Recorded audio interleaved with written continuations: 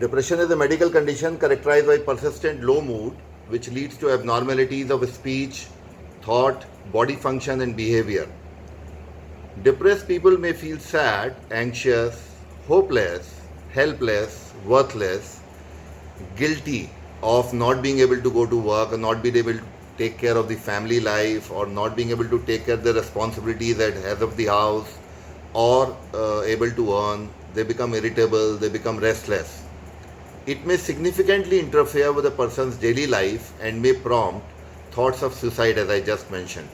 Also known as major depressive disorder or clinical depression or major depression or unipolar depression. Now, if we come to the epidemiology, that is the number of cases which we have today in the world, it comes out to be about 322 million, which is a very, very high number. Very high number in a 7,000 million population all over the world.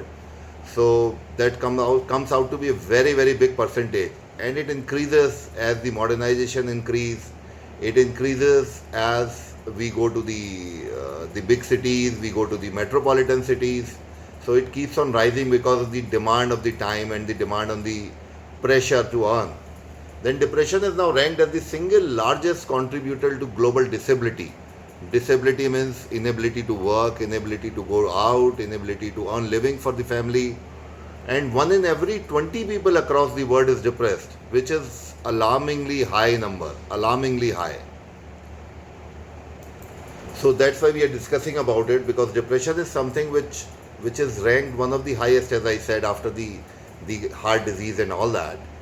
Then how to diagnose it. If we go on the Diagnostic and Statistical Manual 5, which is the latest edition, to diagnose the depression, it says that 5 or more of the following symptoms have been present during the last 2 weeks period consistently.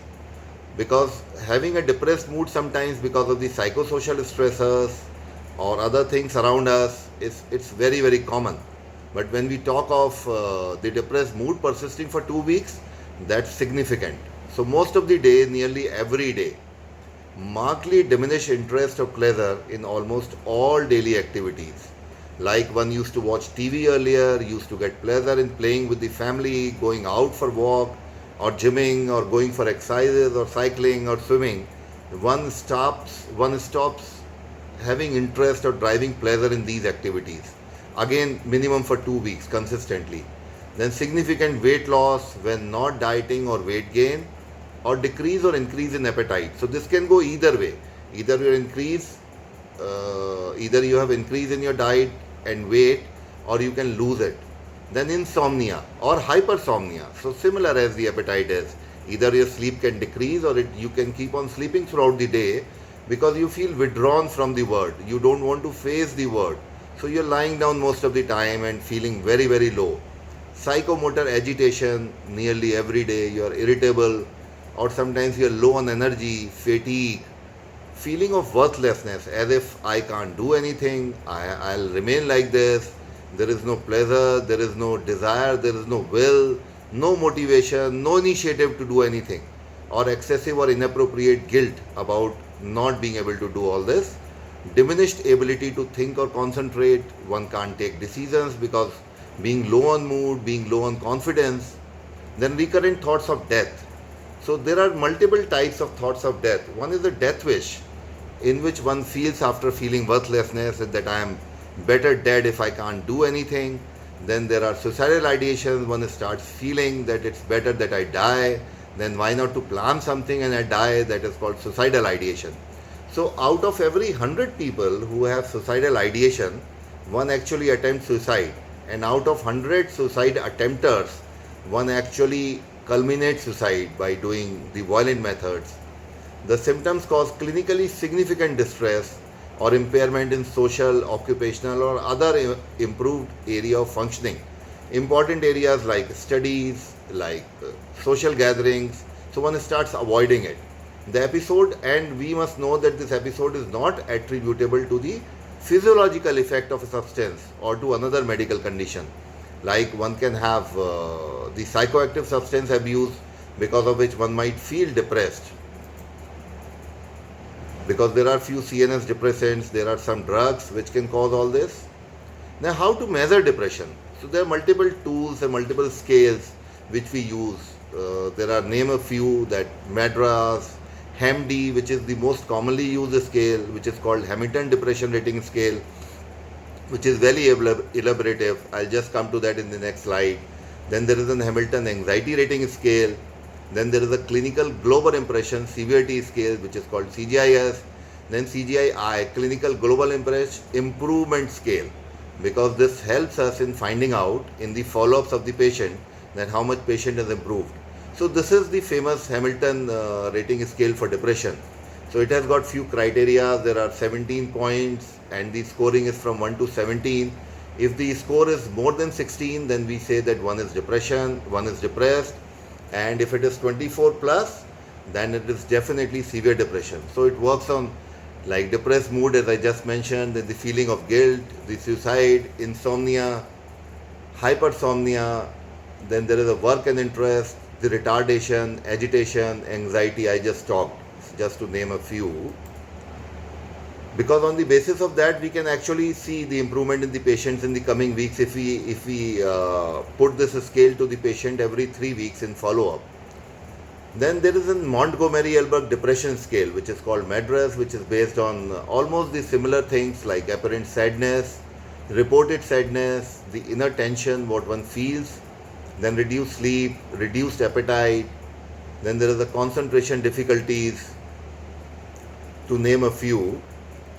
Then we come to the next slide, in which we talk of like depression. Now, how to go about it? Once we have diagnosed somebody to be suffering from depression, then we need to understand what are the causes of depression, what is the science behind depression, and how to treat it.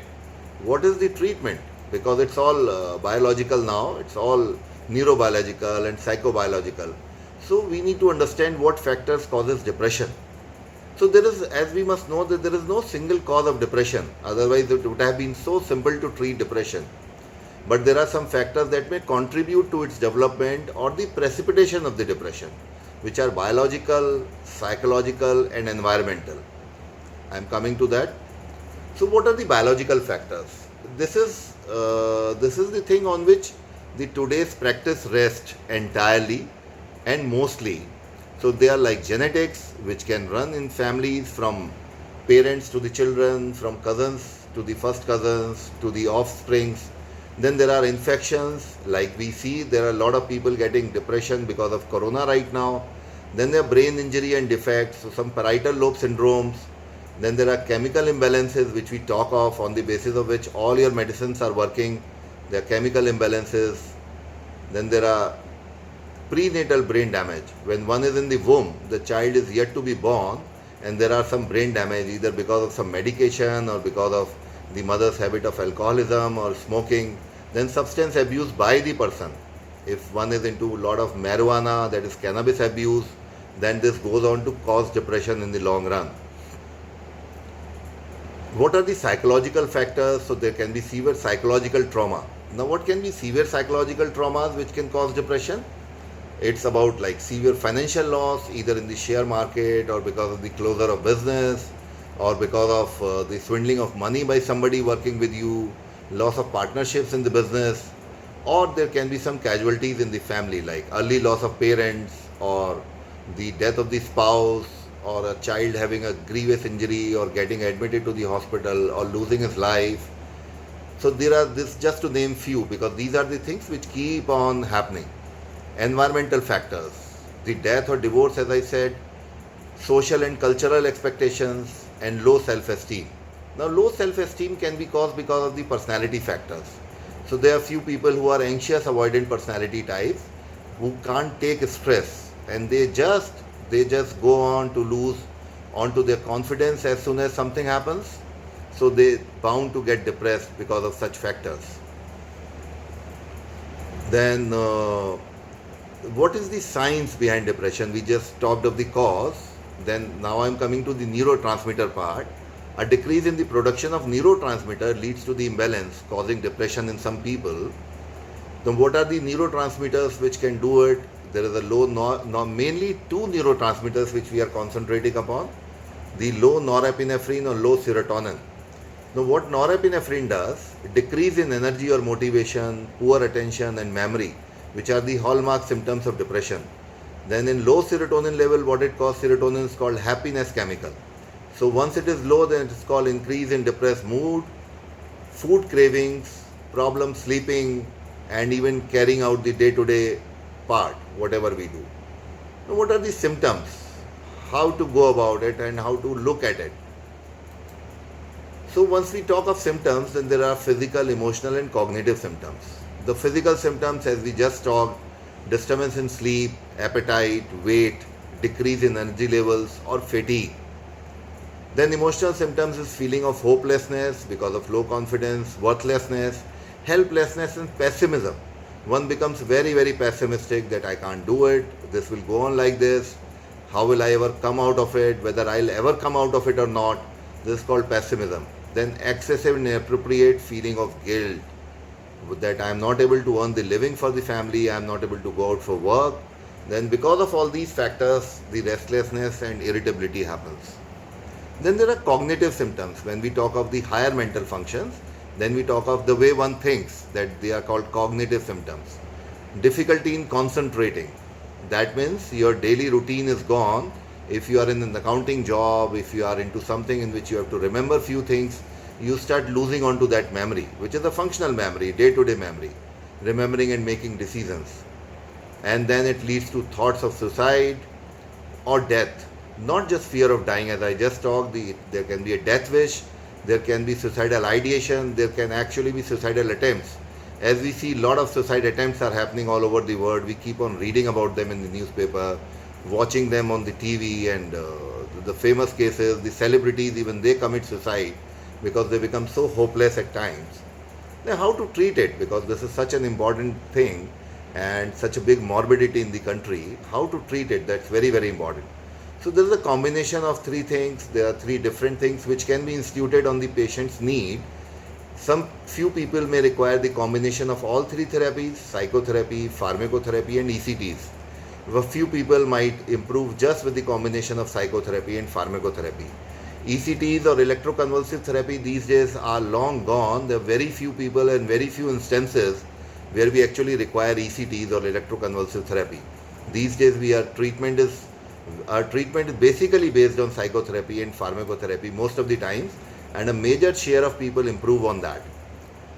And when we talk of electroconvulsive therapy and psychotherapy, this is often used as a way to improve neurotransmitter functioning when a person isn't improving after taking antidepressants. So ECT is also used in people who have a risk to their life because either they are not able to eat completely, not at all, they are not able to sleep despite medication, they are becoming very, very agitated, they are highly suicidal, or somebody who has not improved even after a combination of medication and psychotherapy. And psychotherapy is used to help the person find ways to deal with the stressors. Combining with antidepressants, it can be very, very effective. This is the hallmark of treatment these days. So what are antidepressants? As I talked to you, that we are basically dealing with two neurotransmitters, norepinephrine and serotonin. So basically all the treatments which are based, the medicinal treatment, they are generally improving the neurotransmitter functions of these two neurotransmitters, and that's how the medicines work. So drugs that are used to relieve or prevent depression, some of the neurotransmitter system nodes don't seem to work properly. So that's why by giving medication, we increase the concentration of neurotransmitters, regaining the balance in their levels in the brain, so that one goes to the pre-morbid level of functioning, whatever it used to be. Then what are the classes of antidepressants? Then there are SSRIs, which you people are promoting quite a lot these days, though all of them are in use now. So the SSRIs, to name a few, are citalopram, escitalopram, fluvoxamine, fluoxetine, paroxetine and sertraline. So they are chosen according to the patient's need. They are tailor-made. Everybody's treatment needs to be individualized and it has to be custom-made. Then there are serotonin norepinephrine reuptake inhibitor. Partly it works on serotonin and partly on norepinephrine. So this is a wonderful medicine which is very, very effective in people who are suicidal, like venlafaxine, duloxetine and desvenlafaxine. Then there are tricyclic antidepressants, which are still gold standard in the treatment of depression. Tricyclic antidepressants have been there in our country for past 60 years, to name a few, which are still being used by few practitioners, either alone or to augment the people's treatment with SSRI or SNRIs. So to name a few, there are amitriptyline, imipramine, desipramine, clomipramine, nortriptyline, protriptyline, trimipramine and doxepin. Depending on the level of agitation, which one is to be chosen, that is to be decided by seeing the patient's condition. Then this is the latest addition, the MAO inhibitors, which has been there in India earlier also, but now it has resurfaced, and they are very, very effective. The one which we are using is phenylcypromine in India right now, though there are phenylalanine and salicyline also available. Then there are serotonin partial agonist or reuptake inhibitors like vilazodone, which are being used in psychotic depression also, but with the limited uses of it. Then there is an antidepressant summary, what I just discussed with you. So what does SSRI do? It prevents reuptake of serotonin. As you can see the picture here between the two neurons, there is a synapse. So it prevents reuptake of serotonin by blocking the serotonin transport. That's why it is called serotonin reuptake inhibitor. What does SNRI do? It prevents reuptake of serotonin as well as norepinephrine as venlafaxine. Then tricyclic antidepressants, as the name suggests, they prevent reuptake of neurotransmitters, serotonin and norepinephrine both, but it has affinity to block the muscarinic receptors, adrenergic and histaminergic receptors. So at the same time, because of these three receptors, it works on the anxiety part also, which is most often than not is quite an associated feature in depression, and it causes anxiety. So TCAs, they are routinely used to take care of the associated anxiety in cases of depression. Then MAO inhibitors. Now the monoamine oxidase enzymes which are inhibited, which breaks down neurotransmitters like serotonin, norepinephrine. So this is very, very specific and works very well. Sometimes miraculously in some of the patients who have not responded to all other courses of antidepressants, even up to 4 to 5 cycles given to 6 weeks each. Then what does Spari do? Prevents reuptake of serotonin and acts as a partial agonist of serotonin 5-HT1A receptor. So 5-HT-PN basically is a precursor of serotonin. So this mechanism is used here in using vilazodone when we are treating somebody with depression.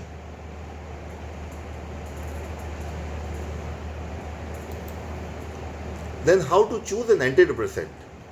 So as I told you that it is decided on the condition of the patient, that what kind of symptoms one is predominantly presenting with.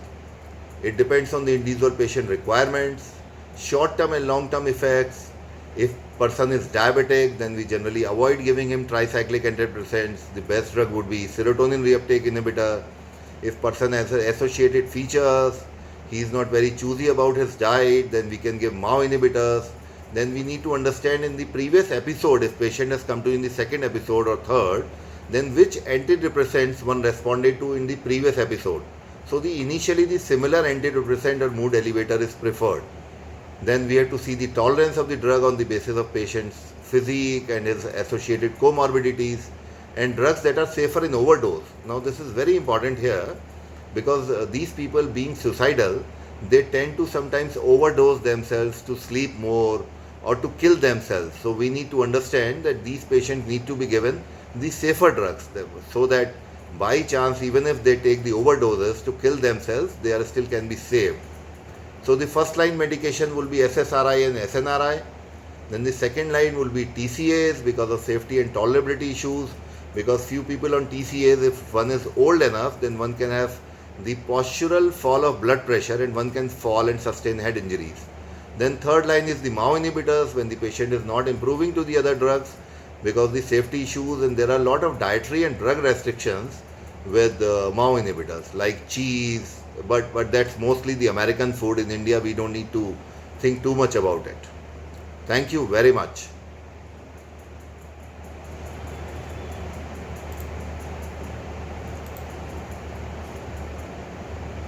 Thank you, sir. Thank you for the wonderful insight on depression, sir. Good understanding has been given to the team. So I request team to please ask questions if any. Yeah, please go ahead. Sir, good afternoon. Sir, good Good. afternoon. This is Dilip. Yes, Dilip. Hello. Yeah, Dilip, tell me. Sir, may I know, sir, in this pandemic condition, yes, sir. May I know, sir, in this pandemic condition, how we can keep our mind fit and fine, sir? Okay. So this is a very nice question, Dilip, because just last week I had given a presentation to Forbes magazine on COVID and depression. So there are a lot of things which I discussed with them. So now there are few guidelines about it. As we know that there is a lot of circulation about the bad news in media, we know there is a bad situation outside. But still, we keep on and keep on listening to the news, watching it over the TV, keep on reading about it on the newspaper, which generates more negativity. And it looks like that Corona has just approached us, and it's I'm going to fall sick with Corona and I'm going to die the next day. So there's a lot of negativity around. So we need to understand that we need to detox ourselves. So detox from the news is very very important. So there are many things. As we know that for past 1 year for the people, because most of the people are homebound. So there are a lot of new series on Netflix and Prime and so many things which you can actually get yourself absorbed into. Keep your phones on only when there is a time to work.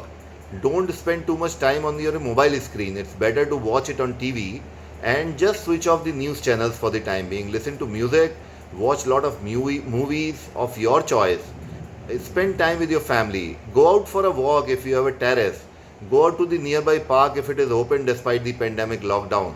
Just read some good magazines, read some good articles. There are so many good books there in the market right now. The motivational books which you have never read once there was no pandemic because you never had time. But this is the time to do all these things which will enrich you from inside. You will get so much of information, so much of knowledge from reading all this thing, and you will be detoxified from the corona news also.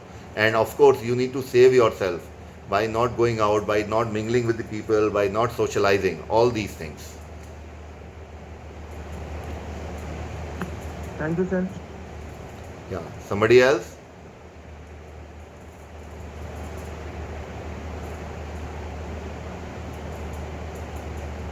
Any questions?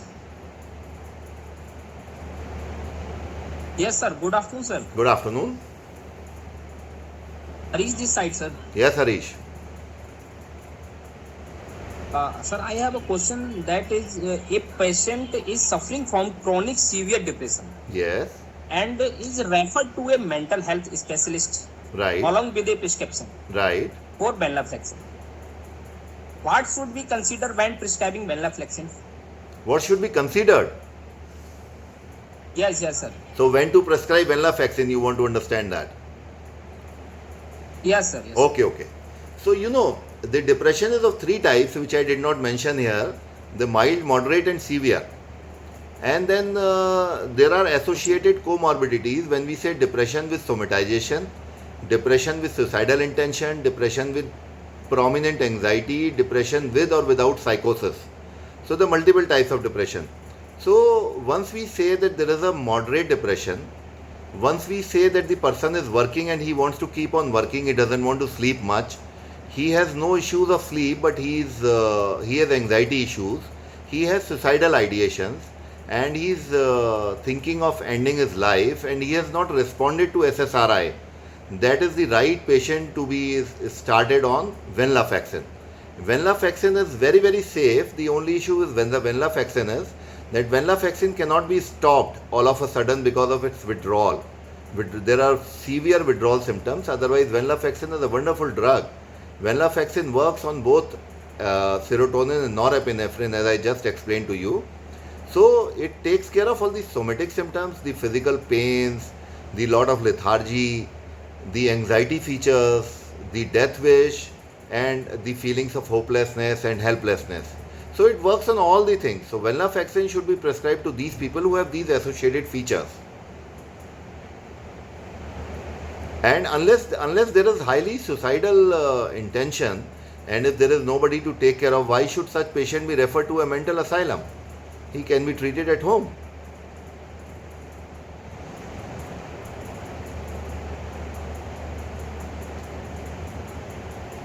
Somebody else? Hello?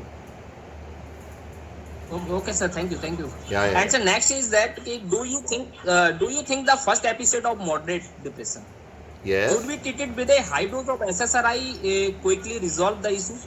See, SSRI in any way takes minimum 7 days to start showing some effect and 3 weeks to show a prominent effect and 6 weeks to show the complete effect. So we generally don't increase the dose before 3 weeks unless there are associated features. Then in that case either we increase the dose of SSRI or we add some benzodiazepine like clonazepam or alprazolam, or if patient can tolerate tricyclic antidepressants, I prefer to augment the SSRI with a tricyclic at bedtime like 25 mg of imipramine or 25 mg of nortriptyline. That really has wonderful results. Okay.